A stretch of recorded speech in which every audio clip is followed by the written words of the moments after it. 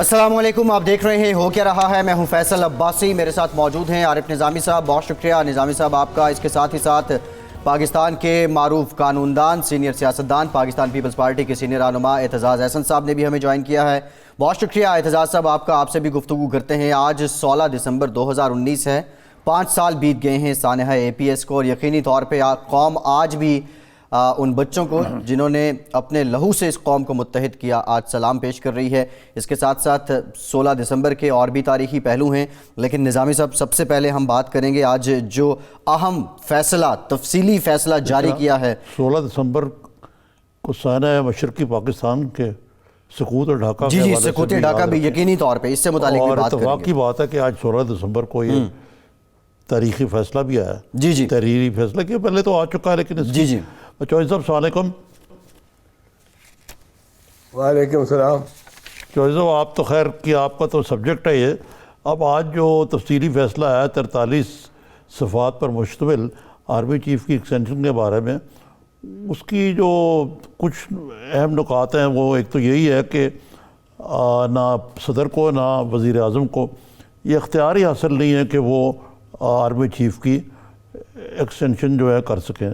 इसके अलावा ये कि अगर 6 महीने के अंदर उन्होंने बॉल जो है पार्लियामेंट के कोर्ट में डाल दिया कि वो उसकी 6 महीने में फ़ैसला नहीं कर पाती, तो फिर नया आर्मी चीफ़ मुकर्रर करना पड़ेगा। जी क्योंकि उनके नज़दीक कानून में, इस कानून में गुंजाइश थी। फिर उन्होंने कहा कि वो बड़े हैरान है इस बात पे जज हज़रात। ये नोट है उनका ये जो सबसे यंग जज सुप्रीम कोर्ट के सैयद मंसूर अली शाह, ये उनका तहरीर करदा फैसला। तवक्को थी कि ये खोसा साहब का फैसला होगा लिखा हुआ, लेकिन निकला उनका। उसमें उन्होंने कहा है कि मखसूस तारीख के तनाज़र में आर्मी चीफ किसी भी ओहदे से ज़्यादा ताकतवर होता है, चीफ जस्टिस का कहना है, और आर्मी चीफ का ओहदा लामहदूद अख्तियार और हैसियत का अमल होता है। और उन्होंने इस बात पे भी चीफ जस्टिस का कहना है कि मंसूर अली शाह, ये चीफ जस्टिस का कहना है, उनका जो इजाफी नोट है उसमें मज़ीद कहते हैं चीफ जस्टिस साहब के गैर मुतय्यन स्वाबदीदी अख्तियारात बड़े ख़तरनाक होते हैं और वो आर्मी चीफ़ को हासिल हैं। ये चीफ जस्टिस का कहना है। और आर्मी चीफ़ के ओहदे में तफसील दोबारा तकर्री की शरत है ज़वाबित का किसी कानून में जिक्र ना होना ताज्जुब अंगेज़ था। और बाकी वही कि आइन के तहत सदर के मुसल्लह अफराद से मुतल्लिक़ इख्तियारात कानून से मशरूत है, यानी कि सब्जेक्ट टू लॉ है। तो चौधरी साहब इस पर आप तफसील से रोशनी डालें कि ये इस फैसले के क्या मुराकात है। एक तो ये कि आया ये फ़ैसला जिस तरह दिया गया है, जिस अंदाज में दिया गया वो दुरुस्त है, और इसके जो मदरजात हैं यानी जो सब्सटेंस है उसका हमारे जज्बे सियासत पे और आर्मी चीफ़ की एक्सटेंशन पे क्या असर पड़ेगा। बहुत सी बातें निकलती हैं इसमें, बहुत सी बातें।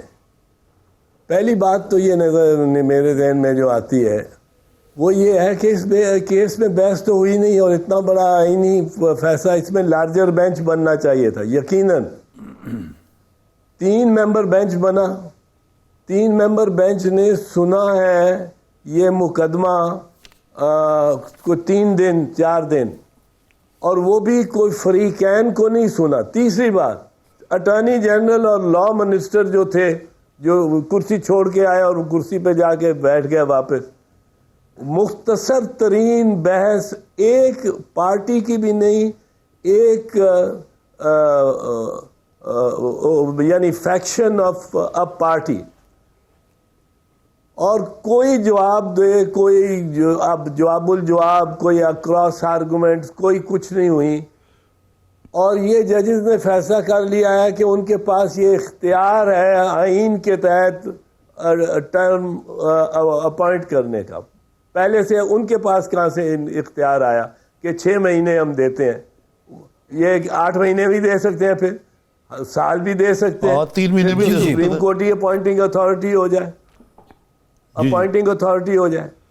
और जो सबसे बुनियादी बात जो है, मैं समझता हूँ जो कंसिडर नहीं हुई इस केस में, और वो बुनियादी बात थी, और मैं ये कहता रहा हूँ टॉक शोज में, देखें ये क्या में ये कंसिडर किया गया कि 1956 के आइन में भी ये नहीं था टेन्योर, 1962 के आइन में भी टेन्योर नहीं था, या मुद्दत मुलाजमत 1972 में भी नहीं था जो इंटरिम कॉन्स्टिट्यूशन बनाया था, 1973 में भी नहीं था। कोई वजह थी कि नहीं था? कोई वजह थी जो हुसैन शहीद सोहरावर्दी जिस असेंबली के मेंबर है वो नहीं रखते, बंगाली भी उसमें मेंबर थे और बड़े बड़े बंगाली ज़हन थे। 1962 की कॉन्स्टिट्यूशन शेख मंजूर कादिर बनाते हैं और नहीं रखते। 1972 की constitution is piloted by the best lawyer, greatest lawyer of his time, उस वक्त उस दिन मियां महमूद अली कसूरी।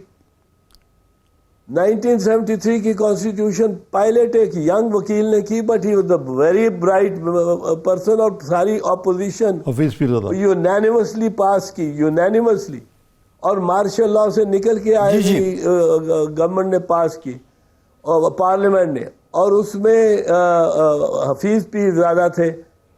ये इसलिए नहीं होता टेन्योर। नहीं, क्या वजह क्या थी एतजाज अगर साहब? आप 3 साल का भी जी क्या वजह बताया ना, क्या फरमाया आपने? ये पूछ रहे हैं कि इसकी वजह क्या है? बताता हूँ। इसलिए इसकी वजह ये होती है कि the army chief serves at the pleasure of the prime minister and the president. He does not serve the prime minister and president do not serve at the pleasure of the army chief. हम उल्टी तरफ से दुम से शुरू करते हैं। Army chief अगर एक हारता जा रहा है, जंगे हारता जा रहा है, फर्ज करो, तो उसको सॉवरन, उसको मलका बरतानिया कहती है वापस आओ। वो क्या नहीं जी मेरे पास लाहौर हाई कोर्ट का स्टे ऑर्डर है, मेरी 4 साल टेन्योर थी और 2.5 साल अभी बाकी है। The army chief is a tenure like the attorney general, like the governor, जिसकी कोई मियाद नहीं होती। क्या मियाद है इसकी? अच्छा, ये जो, और ये इसलिए इसकी अहमियत है कि ये सॉवरेंटी ऑफ पार्लियामेंट डिटरमिन करती है। जो ऑर्डर होता है आर्मी चीफ का, उसको आप इस तरह पढ़े, खोसा साहब ने पता नहीं किस तरह कहा, क्या कहा है ऑर्डर के बारे में, अपॉइंटमेंट ऑर्डर के बारे में, बट अपॉइंटमेंट, और मैंने क्योंकि देखा नहीं है, मैं तो बोलना इससे शुरू हुआ, जो वो अपॉइंटमेंट ऑर्डर इस किस्म का होता है जो ये कहते हैं कि ट्रेडिशन एक बनी हुई है, और ट्रेडिशन 3 साल की बनी हुई है। ऑर्डर होता है such and such, general so and so is hereby appointed by the president, or the president of Pakistan is pleased to appoint General so and so as the chief of army staff for a term of itne years, subject to the pleasure of the president. जी, army chief को 3 साल के, 4 साल, 5 साल, 2 साल के कोई लिखवा के नहीं आता। जनरल मैक्रिस्टल अमेरिका से उड़ता है, इराक जाता है, वो प्रेस से रास्ते में बातचीत कर देता है, जो साथ हो, जो एम्बेडेड जर्नलिस्ट होते हैं जी। जब वहां उतरता है इराक में, he gets the orders to fly back to Washington और पेंटागन, लेकिन जो सर्व के is out. General Petraeus, general MacArthur किस तरह निकाला गया इंडिया में? ये एग्जाम्पल आया, इंडिया में एक नेवल चीफ था और नेवी के चीफ का, आर्मी चीफ का और एयरफोर्स चीफ का कोई फर्क नहीं, एक ही है। इंडिया में जो है ना एडमिरल भगत था, उसकी बेगम ने वकील थी, कोई बात की, उसने कहीं कह दिया किसी और महफिल में कि वो ठीक की बात उसने। It was a political issue जी। The file did not go to the prime minister.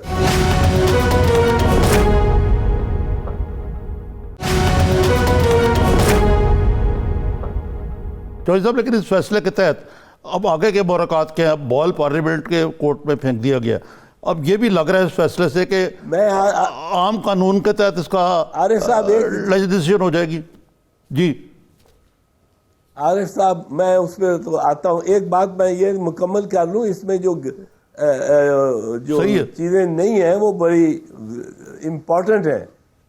वो ये मैं अर्ज करना चाहता हूँ कि जनरल मिर्ज़ा असलम बेग के बारे में इसहाक खान साहब को ये ख्याल हो गया था, उनके जहन में बैठ गया था कि ये कू कर लेगा, और उन्होंने ये फैसला कर लिया। और नवाज शरीफ प्राइम मिनिस्टर थे, उनको भी ये हो गया कि ही इज कू प्रोन। उन्होंने इस वजह से जनरल आसिफ नवाज को 3 महीने पहले उसकी अनाउंसमेंट कर दी थी कि सारी शिफ्ट हो जाए power to general Asif Nawaz, और सारी जी शिफ्ट हो गई थी। आपने कहा कि ये प्राइम मिनिस्टर और प्रेसिडेंट की सवाबदीद है। ये जो फैसला आज सामने आया है, तहरीरी फैसला 42 सफ़ों पे मुश्तमिल, उसमें जो इस सारी अपॉइंटमेंट के प्रोसेस में फ्लॉज सामने आए हैं उसकी निशानदेही भी की है सुप्रीम कोर्ट ने। लेकिन आपकी बात के उलट यहाँ पे कह रही है सुप्रीम कोर्ट। पेज 11 की जो क्लॉज ए है फ्लॉज की, उसमें वो कह रहे हैं कि prime minister appointed general Bajwa as the chief of army staff for another term of 3 years. The date of completion of the current tenure wide his order dated 19/8/2019, while the Prime Minister has no such power under the Constitution. और फिर इसी तरह आगे जाके जो president हैं, president के लिए वो इसकी क्लॉज एफ में वो कह रहे हैं कि प्रेसिडेंट को भी कोई इख्तियार नहीं है कि वो एक्सटेंशन ग्रांट कर सकें। और फिर आगे इस फैसले में ये भी सुप्रीम कोर्ट कह रही है कि आइन में ये तरीक़ाकार या आइन की रूह से कहीं भी ये जाके मामला सुलझ नहीं रहा है, आइन कहीं भी इजाज़त नहीं दे रहा एक्सटेंशन की। लेकिन अब ये फैसला पार्लियामेंट के पास चला गया ना चौधरी साहब, तो ये जो बता रहे हैं ये क्या करेंगे अब आइंदा कि 6 महीने में पार्लियामेंट कर पाएगी? मैं जो कह रहा हूँ कि टेन्योर होता ही नहीं, न 56 के आइन में था, ना किसी और आइन में है। ये बाय लॉ या रूल्स या जिस तरह इन्होंने कहा बाय ट्रेडिशन ये दे दिया हो जाए तो हो जाए। ये प्राइम मिनिस्टर या प्रेसिडेंट जो साइन करता है उसमें लिखता है कि ये appointed for 3 years subject to the pleasure of the president. और ये जो इन्होंने बात कर दी है कि पार्लियामेंट ऐसा करे, अदालत किस तरह हुक्म दे सकती है पार्लियामेंट को कि वो इस तरह लेजिस्लेशन करे या उस तरह करे? 6 महीने रखे या 3 महीने रखे या 4 महीने या ना रखे, या ये बिल सुने या ना सुने। और बिल ना सुना तो ये टेन्योर ख़त्म हो जाएगा बाजवा का। बाजवा का टेन्योर ख़त्म हो ना हो, ये प्राइम मिनिस्टर और पार्लियामेंट की अथॉरिटी होती है। ये सुप्रीम कोर्ट कैसे किसी एक एमएनए को भी कह सकती है आप इस तरह वोट दें या इस तरह वोट दें, ये बिल आप पास करें?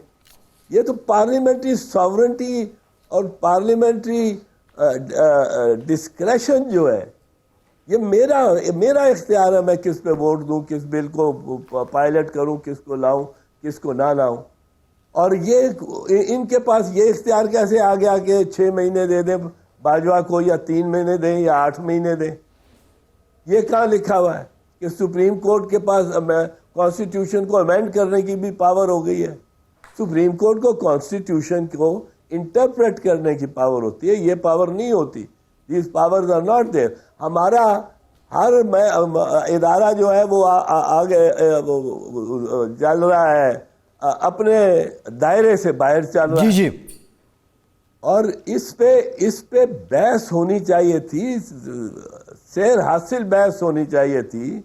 इस पे 15-20 दिन बहस होनी चाहिए थी। बड़े बड़े वुकला हैं, जीरक वुकला हैं, उनको अमाइकस बुलाया जाना चाहिए था, पार्टीज को बुलाया जाना चाहिए था। अगर खोसा साहब बीच में रिटायर हो जाते तो बेंच दूसरा बना देते, और क्योंकि मैं तो इसमें रिटायर हो जाऊंगा, बेंच दूसरा बनेगा और वो सुनेगा। और वो इस नतीजे पे मैं आपको यकीनन कहता हूँ आते कि सबसे ज़्यादा पार्लियामेंट की सॉवरेंटी तभी साबित होती है। और ये जो लॉर्ड चीफ जस्टिस कुक की स्टेटमेंट उन्होंने दी है। बता दें क्या? जी जी वो जज साहब ने कोट किया, उन्होंने कहा कि above everything is above the law. Even the Supreme Court is under the law. जी ये एक और Even the इम्पोर्टेंट बात Supreme की Court is under the law. Subject to law and the constitution. बिल्कुल। किंग जेम्स को उन्होंने जब कहा था सर एडवर्ड कुक ने कि howsoever you are above, James the sixth, जी James the sixth of Scotland and James the first of England था, जी, उससे जी। यूनाइट हुआ था। और कुक की तो किंग की बड़ी ज्यादा ये लिखा कोक की तरह जाता है, प्रोनाउंस कुक होता है। Lord chief justice Edward Coke. जी ठीक है। अच्छा एक ब्रेक लेते हैं, ब्रेक के बाद सब आपसे जानेंगे कि अब हुकूमत को क्या करना चाहिए, क्या हुकूमत अब तहरीरी फैसला आ चुका है, होगा क्या, हो क्या रहा है और नजर सानी में क्या हुकूमत जाएगी। ब्रेक के बाद इन मामलों पे बात करें।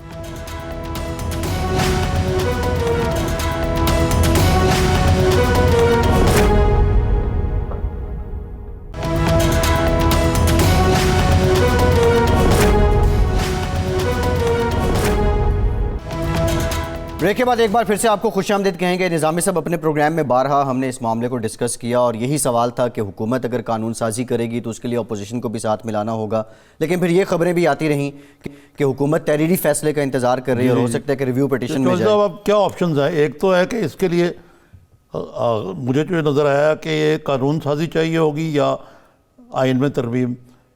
दूसरे ये कि ये जो टाइम लाइन दी है सुप्रीम कोर्ट ने, आप तो कहते हैं कि पार्लियामेंट जो है वो मुताज ही नहीं है इसकी, लेकिन तीसरे इसका सबसे जो बड़ा पहलू है कि जिस तरह की सिर पटोल अपोजिशन और हुकूमत के दरमियान हो रही है, इसके लिए वो कंसेंसस बिल्डिंग नहीं करनी पड़ेगी।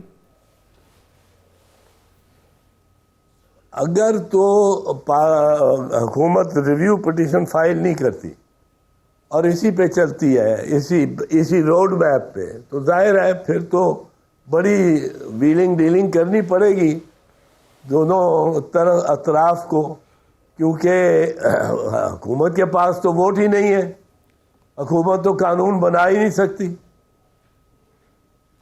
ठीक है, हुकूमत तो कानून बना ही नहीं सकती। सिंपल मेजॉरिटी से तो बना सकती है, तो आईनी तरमीम नहीं कर सकती, सिंपल मेजॉरिटी तो है, सिंपल मेजॉरिटी से भी नहीं बना सकती।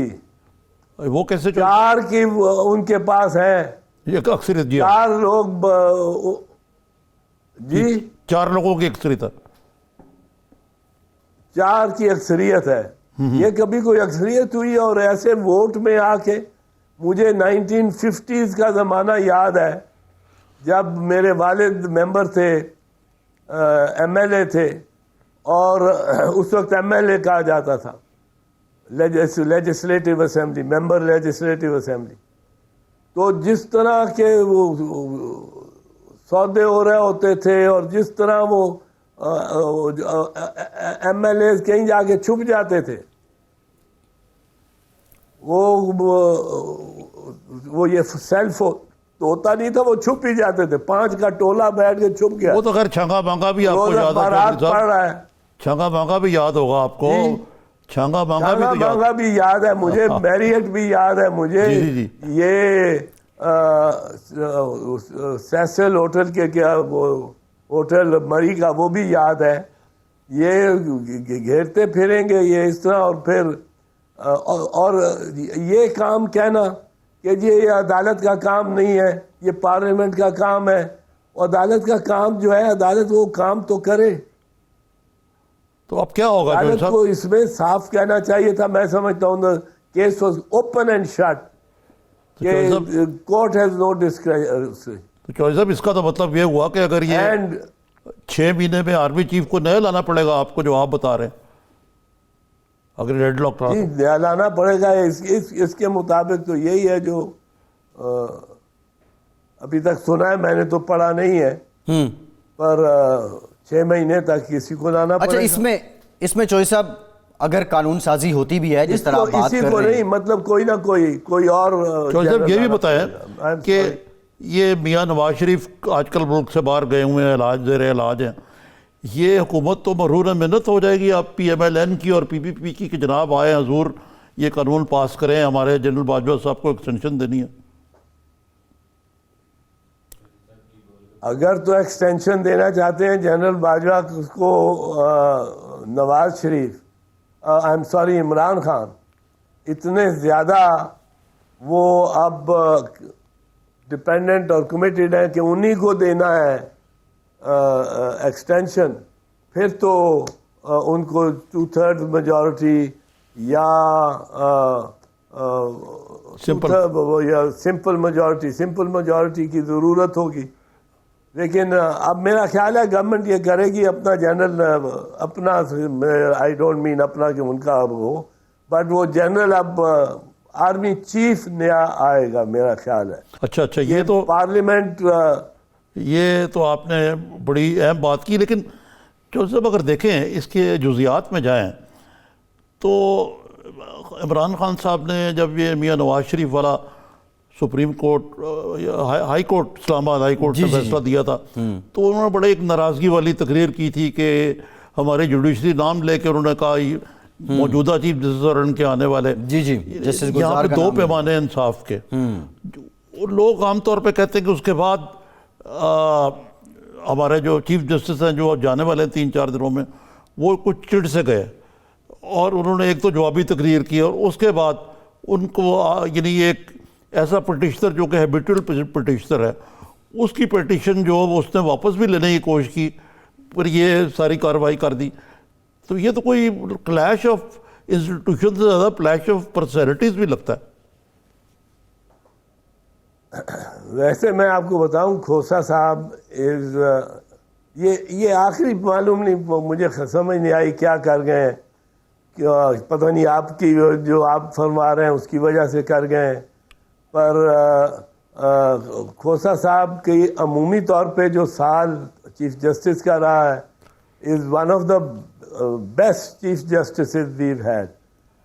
एक फिलोसोफर है, एक थिंकर है, लिखता अच्छा है, रिसर्च बेइंतहा करता है, वर्क हार्ड वर्किंग है, straight along the line, particularly after Saqib Nisar, हाँ, बड़ा वो लगता था। He does not play to the gallery। लेकिन खामोशी थी लंबे अरसे तक। हमारे यहाँ आरिफ साहब ये हो गया है बदकिस्मती से कि एक ट्रेडिशन बन गई कि हर जज अपना एक एजेंडा, अपना एक विजन लेके आएगा। चीफ जस्टिस, वो चीफ जस्टिस इफ्तिखार मोहम्मद चौधरी आ गया, वो अपना विजन ले आया, वो हमें भी नहीं पता लगा। आप तो चौधरी साहब उस गुना में बराबर के शरीक हैं। वो विजन लाया है। जी। मैं तो 26 घंटे साथ ड्राइव कर रहा हूँ, साथ बैठे हुए। नहीं सर, वो तो विजन जब उनका आया आप भी फोकस हो गए। क्या है? अच्छा चौधरी साहब, उनके विजन से याद आया मुझे, ये जो वकला वाला मामला है, इस पे भी आपने बड़ा मखसूस स्टैंड लिया और आपने खुद ये एक्नॉलेज किया कि जो ये तहरीक थी यहाँ से इसको तक़वीत मिली, ये वकला की जो सियासत और ये जो बार की सियासत है उसकी वजह से मुतशद्दद रवैये, और आपने उसकी बड़ी मजम्मत भी की है। और आपको रावलपिंडी बार और पाकिस्तान बार एसोसिएशन ने आप जैसे सीनियर आदमी को वहाँ से क्या कर दिया, वो आउट कर दिया। जी आप, और ये कल के वकील आप पे बातें कर रहे हैं शॉर्टली। ये चौधरी साहब, आप जो कुछ हुआ है, लेकिन इसमें दूसरी तरफ मैंने ये देखा है कि आपकी पार्टी के मसलन रज़ा रब्बानी साहब इसकी जस्टिफिकेशन पेश कर रहे हैं, अली अहमद कुर्द जो बहुत ही शोला नवा वकीलों के लीडर भी हैं और उनकी इंटेग्रिटी, जैसे आपने कहा बाप बोर्ड है, लतीफ़ खोसा साहब हैं। लतीफ़ खोसा तो खैर हर चंद के है कि नहीं है, लेकिन उन्होंने भी कहा। तो ये इसकी जुजियात में अगर जाएं तो ये आपने जो स्टैंड लिया है, बाय एंड लार्ज ये कौम की भी आवाज़ है, लेकिन ये जो इतने सीनियर वकला क्यों इसमें डिसेंट कर रही है? ये भी पॉलिटिक्स का हिस्सा है, बार पॉलिटिक्स का। ये बार पॉलिटिक्स का हिस्सा है। आप एक चीज़ याद रखें, आपको दिलचस्प बात बताऊं। पहले तो मैं ये बता दूं कि अली अहमद कुर्द जिस तरह बात आज करते हैं, ये वो तब भी इसी तरह ही बात करते थे। इनको ज़रा रेस्ट्रेन करना पड़ता था। लाहौर से हम जब मार्च 2007 में लॉन्ग मार्च करके लेके गए, so called long March two Islamabad और जलसा किया।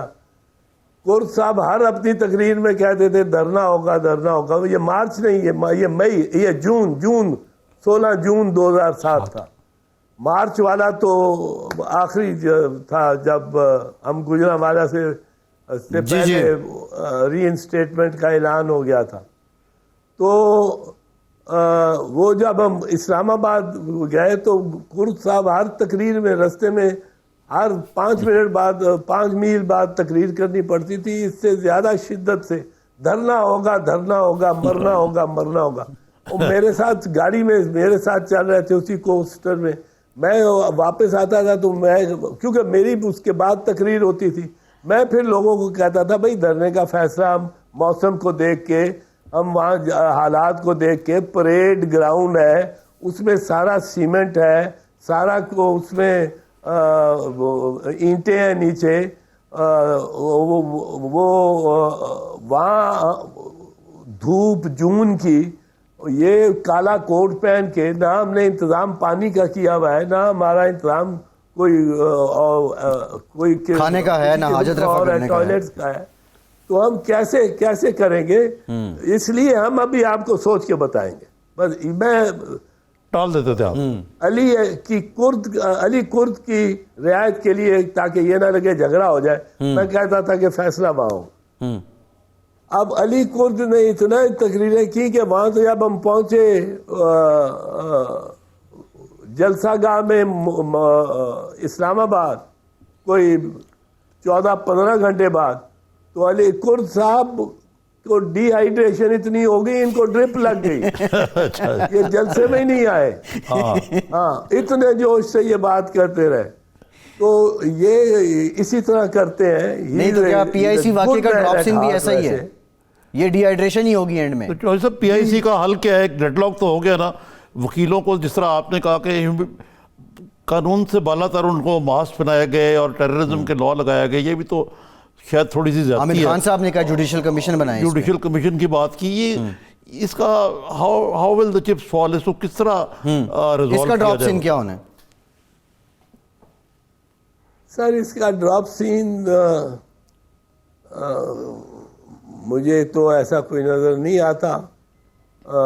अगर मिसाल के तौर पे कोई जो हलाक हो गए पेशेंट्स, वो मैं पढ़ रहा था आज एक अखबार में, वो उन्होंने मुलाकातें करके और वो अपनी मुद्दईयत में लेना चाहते हैं इस मुकदमे को, और वो कत्ल और कत्ल ख़ता और कौन से सेक्शंस बनते हैं या नहीं बनते, उसके अगर उन्होंने वो आ गए मैदान में, तो फिर तो डॉक्टर और वकील आपस में मिलके भी फूल ले जाके और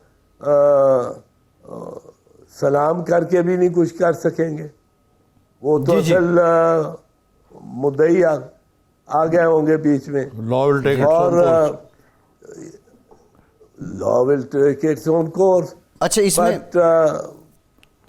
मतलब ये लगता है आपको कि जिस तरह के फयाजुल चौहान ने कहा, कुछ और लोगों ने, कि सारा ये PMLN का किया कराया ये साजिश है बहुत बड़ी, को आपको लगती है इसकी कोई आपको बू आती है उससे?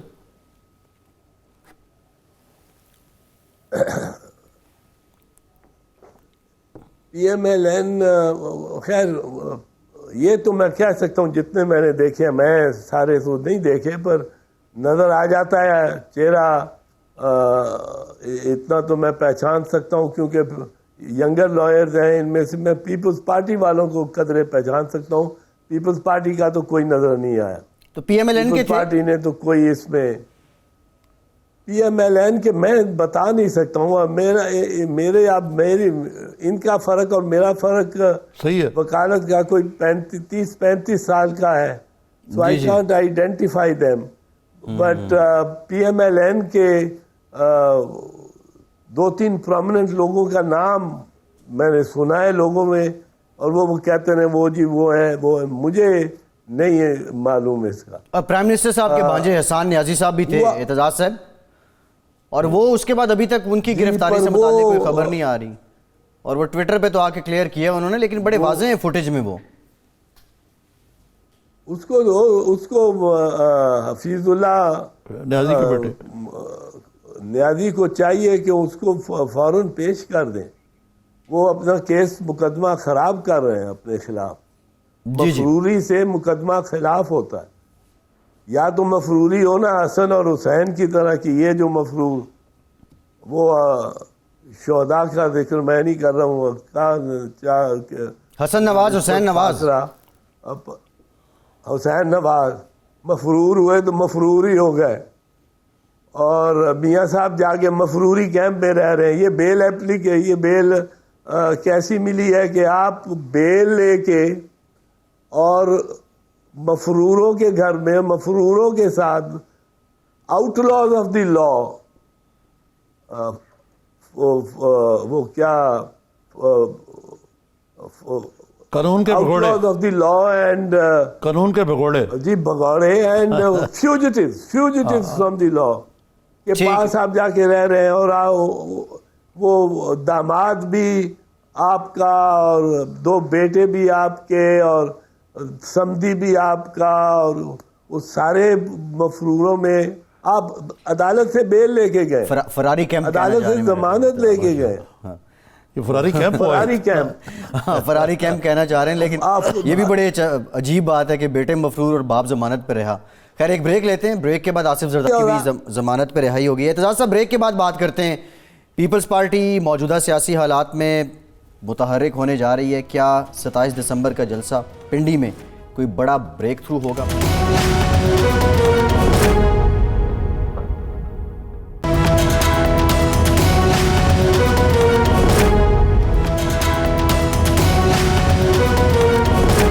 ब्रेक के बाद एक बार फिर से आपको खुशामदीद कहेंगे। निज़ामी साहब, मुल्क की सियासत पे ज़ाहिर है Pakistan Peoples Party major stakeholder, सूबे में गवर्नमेंट भी है। -1 की बात पहले चलती थी, फिर शहबाज शरीफ साहब ने थोड़ा सा इसको बूस्टअप किया, अब फिर ये बात दब गई थी, लेकिन शेख रशीद साहब ने फिर एक बार इसको ज़िंदा कर दिया। कोई -1 नहीं होगा, उसके बस सारे -1 ही कर रहे हैं। ये तारीख क्या है -1 की, और पीपल्स पार्टी का नज़रिया क्या है? मेरा ख्याल एतजाज साहब से ये भी जान लेते हैं। साहब एक तो ये -1 शहबाज साहब भी कह रहे हैं, उस दिन शहरी रहमान ने भी कहा, बल्कि शाह महमूद कुरैशी का नाम भी ले दिया। दूसरे मैं ये पूछना चाहूँगा कि ये शेख रशीद क्या डफली बजाई जा रहे हैं बार बार के नवाज शरीफ भी ख़त्म हो चुका है, शरीफ फैमिली भी ख़त्म हो चुकी है, जरदारी फैमिली भी ख़त्म हो गई है, सिर्फ शेख रशीद ही रह गए। बिलावल ने सियासत करनी है तो प्ली बार्गेन और बिलावत ने सियासत करनी है तो प्ली बार करेंगे। बार बार सुई उनकी अड़ी हुई प्ली बार्गेनिंग के। जरदारी साहब भी 3-4 माह में प्ली बार्गेनिंग कर चले जाएंगे। ये आपकी क्या इन्फॉर्मेशन और क्या तस्दीह मामलात के बारे में? देखें, शेख साहब जुमला कस आदमी है, जुमला कस, और लेकिन उसके मजमून में ये ज़रूरी नहीं कि बात सच भी हो, दुरुस्त भी हो।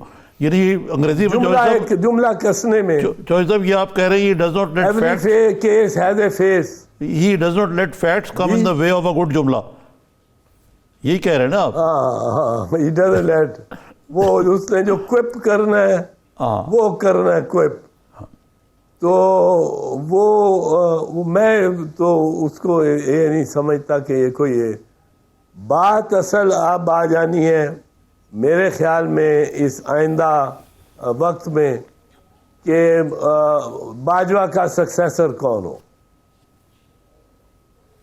बाजवा का सक्सेसर चुनने में आ गई है बात।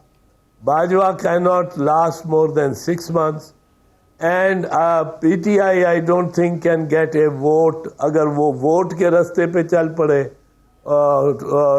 Even a simple majority, it is so close कि वो रिस्क इस पे ना ले। तो चौधरी साहब ये भी तो हो सकता है कि सारी पार्टियां मिलके इस मामले को रिजॉल्व कर दें। इसमें ये इसको बिल्कुल आप इसको रद्द करते हैं आप कि पीपल्स पार्टी तावन नहीं करेगी,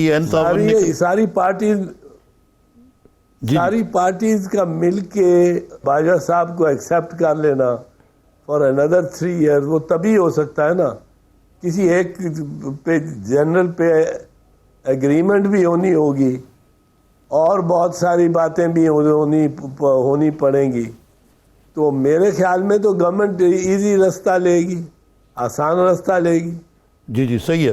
तो ये जो बाजवा साहब को कहेगी आपके, ये प्ली बार्गेनिंग वाली बात बाजवा साहब तो अब कू नहीं कर सकता ना। जी जी सही है। इमरान खान शुरू हो जाएगा अब दूसरे जनरल से मिलने, और लेकिन मेरा ख्याल है बाजवा साहब का पहले भी वो करने का इरादा नहीं था। वो बड़ा क्लियर कह चुके हैं। बाजवा साहब जी जी तो पर वो एक टर्म तो और मांग रहे थे ना। जी जी सही है। अब उस टर्म से, उस सारे मसले से, मामले से निकलने के लिए तो साहब ये भी वो क्लियर नहीं कि वो मांग रहे थे या खान साहब खुद देना चाह रहे थे, ये तो कोई क्लियर नहीं है ना अभी बात। हम कुछ ये लॉ एंड ऑर्डर की बात कर रहे थे, दहशतगर्दी की, कि उसमें भी जनरल बाजवा साहब का कंट्रीब्यूशन तो है, काम तो उन्होंने खासा किया है। और निज़ामी साहब जो सियासी हालात की बात कर रहे थे, लेकिन वो अगेन ये बिलावल साहब का प्ली बारगेनिंग की बात कर रहे थे। क्या इस बात को संजीदा लिया जाए? और बिलावल ने अगर प्ली बारगेन करना है तो किस पे करेगा? इल्ज़ाम क्या है बिलावल पे? नहीं प्ली बारगेन कर, मेरा नहीं ख्याल चेयरमैन बिलावल प्ली बारगेन करेंगे। चेयरमैन बिलावल इस वक्त मेरी निगाह में ओवर द लास्ट 1 ईयर, आप सारे लीडर्स को देख लें, आप नवाज शरीफ को देख लें, आप शहबाज शरीफ को देख लें, आप आसिफ जरदारी साहब को देख लें, आप असफंदियार वली को देख लें, आप मौलाना फजल रहमान को देख लें। अगर कोई एक नेट गेनर हुआ है जिसने गेन किया है इसमें, a year and a half ago he was being treated as a small kid sort of, but जी बच्चे के तौर पर ट्रीट करते रहे ना उसको। हाँ, but he's shown, he's grown, he's matured, he's